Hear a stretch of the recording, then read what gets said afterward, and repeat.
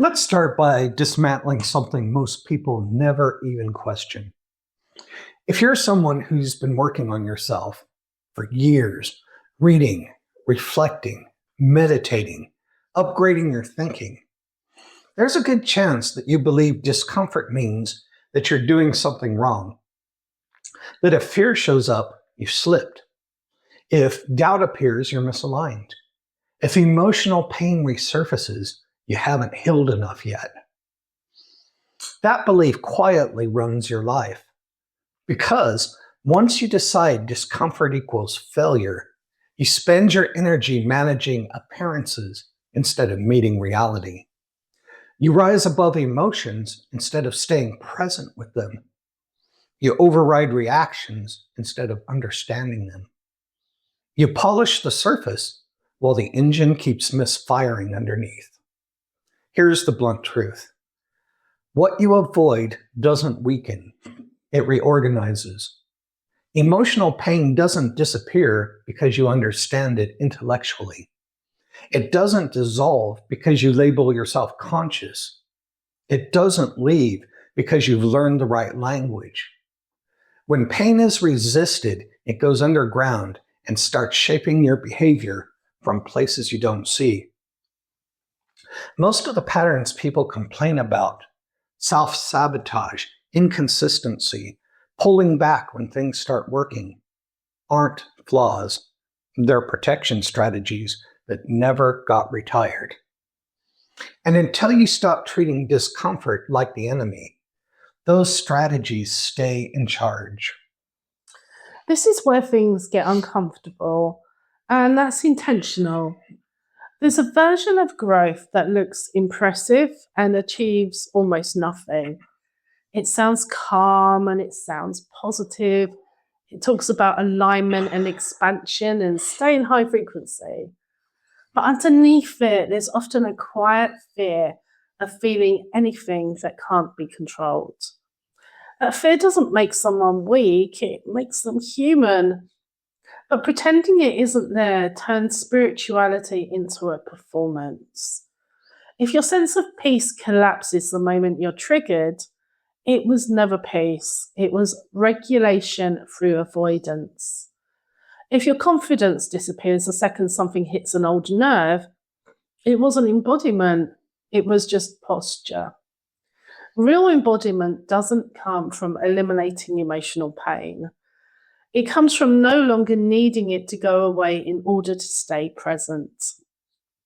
Most people were never taught how to feel discomfort without becoming it. So they learned to escape it instead. And escape can look very sophisticated. It can look like productivity. It can look like being above it. It can look like endless self-improvement. But avoidance always comes with a cost. And eventually that cost shows up as friction in your life. Stored momentum, repeating dynamics, or a sense that something is off, even when things look absolutely fine on paper.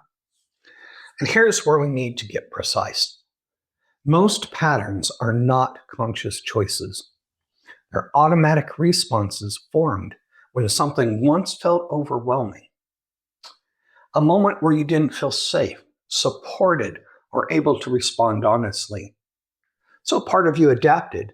It learned how to minimize risk, avoid exposure, or maintain control.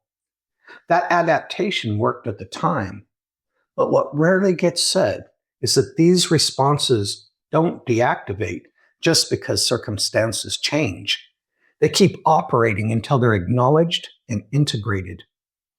And when they're not, they become what people call blocks. Not mystical blocks, not energetic curses, just unfinished responses playing out in new environments. This is why people can understand their behavior perfectly and still repeat it. Insight does not equal integration. Awareness doesn't automatically dissolve protection. The moment you begin paying real attention to yourself, not performing awareness, but actually slowing down, these parts surface. not to sabotage you, but because the conditions finally allow them to be seen. That's why growth so often feels like regression at first. You're not becoming less evolved. You're becoming less defended. One practical way to see this is to notice how quickly your system reaches for a familiar lever.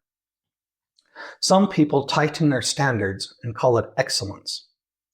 Others go quiet and call it being peaceful. Others over-explain, over-justify, or over-give, then wonder why they feel drained. Different costumes, same job. They keep you away from a feeling you once decided you couldn't afford. And trauma doesn't have to be cinematic for this to happen. Sometimes it's simply an unresolved moment that you felt exposed. You didn't get repaired, and you swallowed it. The event ended, but the conclusion stayed. That conclusion becomes a lens. Speaking up is unsafe. Being seen is risky. If I'm not perfect, I'll be rejected. Those lenses don't change because you want them to. They change because you meet the fear that they're guarding. And this is the moment many people quietly opt out. They think something has gone wrong because emotions intensify. They think they've lost progress because old reactions return. They think awareness is making things worse, but it isn't. Awareness is removing the insulation. For a long time, unresolved experiences stayed quiet because there was no space for them to move. Life was fast, identity was fixed, attention was outward. And the moment awareness expands, the system reorganises. What was suppressed comes into view. This is where internet-level healing language does real damage. It teaches people to treat discomfort as evidence of misalignment. So instead of listening, they correct. Instead of meeting what's rising, they suppress it with better thinking. But feelings aren't a scoreboard, they're signals. And when you treat signals as enemies, you turn your inner life into a battleground. Growth doesn't happen there, control does. Here's the bigger point. The path isn't linear because you aren't a machine. You're a living system. You expand, then you confront what can't come with you, then you integrate, then you expand again. If you expect clean, steady improvement, you will misread every necessary dip as a sign to stop. Instead, treat the dip as the checkpoint. Something inside you is saying, if we're going to go higher, we need to stop pretending this isn't here. That's not a spiritual crisis, that's intelligence. And this is where the conversation needs to sharpen. Triggers are not random. They never were. They are precise. They activate at the exact points where old protective response is still running in the background. And the reason they feel disproportionate is because what's being touched isn't the present moment. It's an unresolved one. When someone reacts more strongly than a situation seems to warrant, that isn't weakness, it's memory. Not cognitive memory, but lived memory. The kind that formed before there was language to process it cleanly. And here's the key distinction that most people miss. Reacting isn't the problem. Resisting the reaction is. The moment you decide a feeling shouldn't be there, you split yourself. One part feels, another part judges, and now your attention is divided. That division is what gives the feeling power, not the emotion itself. This is why suppression doesn't create stability, it creates latency. The reaction goes underground and waits for another opening. And when it finds one, it comes back louder, sharper, and harder to ignore. The work is not to eliminate reactions, it's to remove the internal resistance that keeps them alive. A trigger is basically a fast access file. It pulls up an old conclusion at high speed. And if you don't recognize what's happening, you'll treat the present like it's the past. That's why you can sound rational in your head while your behavior makes no sense on the outside. The protective part isn't trying to be logical, it's trying to be safe. And this is where people misunderstand pain entirely. They think meeting pain means indulging it, getting lost in it, becoming it, drowning in old stories. That fear keeps them locked in control mode, constantly trying to rise above anything uncomfortable. But pain isn't asking for indulgence, it's asking for permission to complete itself. When an experience was interrupted, emotionally, psychologically, relationally, it didn't get a chance to resolve. It stayed unfinished. And unfinished experiences don't fade quietly. They repeat until they're integrated. This is why trying to stay positive eventually collapses. Positivity that can't hold discomfort is brittle. It cracks under pressure. It creates a false sense of strength that disappears the moment something hits close to home. Real strength shows up differently. It doesn't flinch when discomfort arises. It doesn't need to correct it. It stays present long enough for the experience to move. And that presence changes everything. And here's where we dismantle another myth. Growth is not about becoming better. That framing alone creates fragmentation. It implies the current version of you is insufficient and needs to be replaced by an upgraded one. And the moment you accept that premise, you start rejecting parts of yourself in the name of improvement. That rejection is the source of most inner conflict. The parts you judge don't disappear, they resist, they sabotage, they pull you back into familiar patterns when pressure increases. Not because they're malicious, but because they're trying to protect something that never felt safe. Integration is what actually resolves this, not self-optimization. Integration means nothing inside you is exiled. Nothing has to shout to be heard. Nothing has to hijack behavior to prove it exists.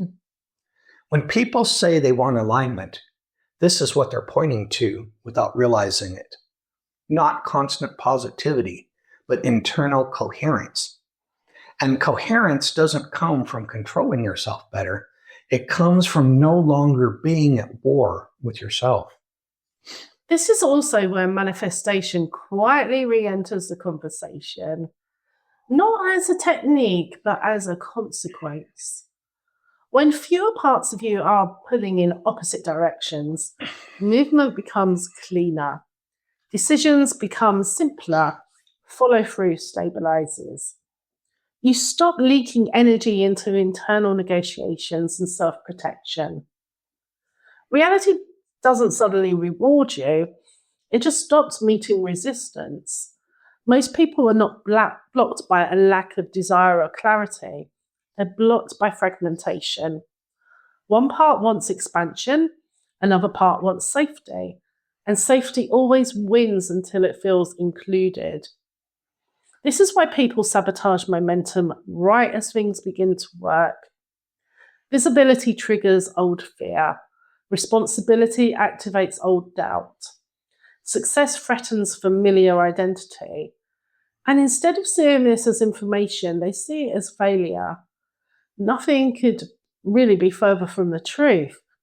What's surfacing is exactly what must be integrated for the next level to stabilize. So what does this look like in practice? Without turning your life into a therapy project. It starts with a simple but confronting shift. When something uncomfortable arises, you stop treating it like an emergency. You stop rushing to fix it. You stop needing to resolve immediately so that you can be okay again. That pause is not passive, it's decisive. You stay present without collapsing into the feeling and without escaping it. You let the reaction exist without turning it into a story about who you are or what it means. That alone drains most of the charge. Let's make it concrete. Imagine you're about to post something online. Send a pitch, raise your prices, or tell someone the truth. A wave of tension hits, and your mind starts offering reasonable delays. Suddenly, you need more research, more edits, more certainty, more signs. That's not lack of discipline. That's a protection response trying to keep you away from exposure. In that moment, the wind isn't forcing yourself through with aggression. The wind is catching the pattern early.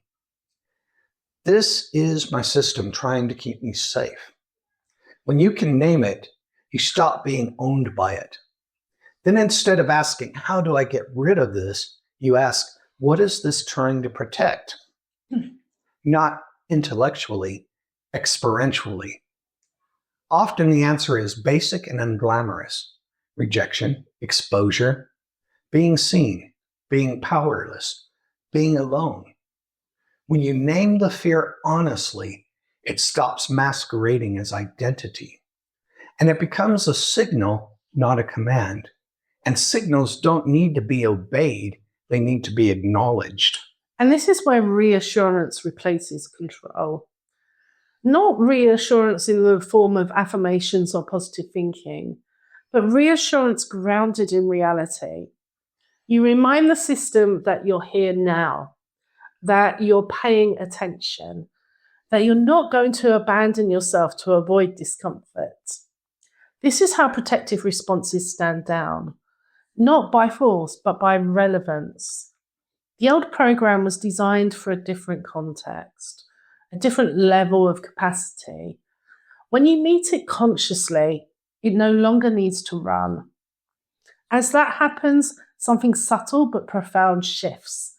The emotional charge drains, the urgency dissolves, and the pattern loses momentum. You don't have to force release. Completion happens naturally when resistance ends. This is integration. It's quiet, undramatic, permanent. This is where everything converges.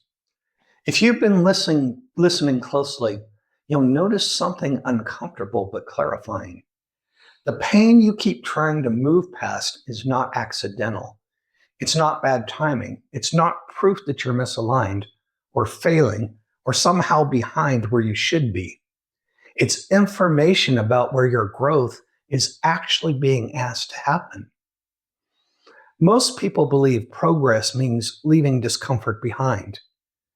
But what actually creates movement is staying present long enough for something unfinished to complete. Until that happens, you don't move on, you circle. You can change environments, you can change goals, you can change language, but unresolved material travels with you. It waits patiently for the next moment of pressure, visibility, or responsibility to reactivate. This is why people can know better and still repeat the same dynamics. Knowing is not the issue. Integration is. And integration doesn't require force, it requires honesty. The kind that doesn't negotiate with discomfort or disguise.